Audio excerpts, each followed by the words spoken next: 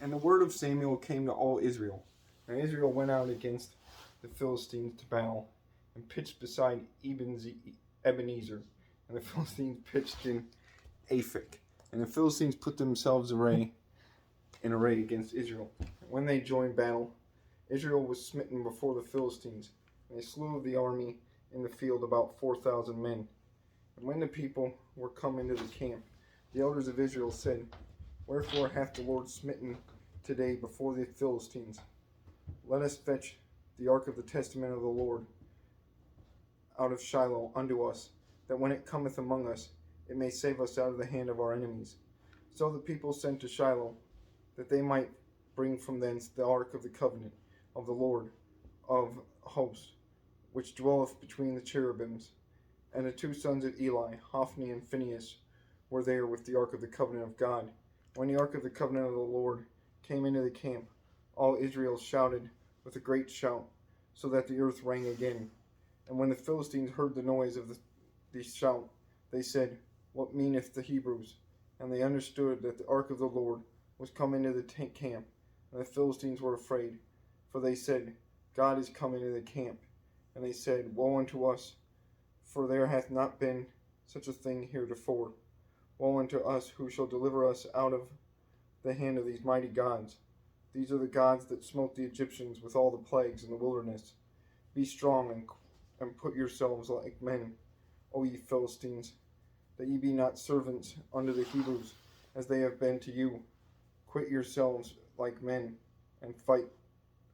And the Philistines fought, and Israel was smitten, and they fled every man into his tent. And there was a very great slaughter, for there fell of Israel 30,000 footmen. And the ark of God was taken, and the two sons of Eli, Hophni and Phinehas, were slain. And there was a man of Benjamin out of the army, and came to Shiloh the same day with his clothes rent, with the earth upon his head. And when he came, lo, Eli sat upon a seat by the wayside watching, for his heart trembled for the ark of God. And when the man came into the city and told it, all the city cried out. When Eli heard the noise of the crying, he said, What meaneth the noise of this tumult? And a man came in hastily and told Eli. Now Eli was 98 years old, and his eyes were dim, that he could not see. And the man said unto Eli, I am he that came out of the army, and I fled today out of the army.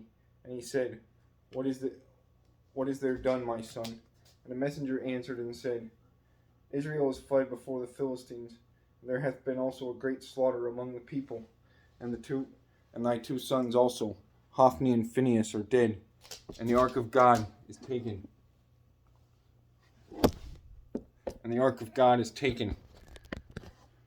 And it came to pass, when he made mention of the ark of God, that he fell from off the seat backward by the side of the gate, and his neck brake, and he died, for he was an old man and heavy, and he had judged Israel 40 years.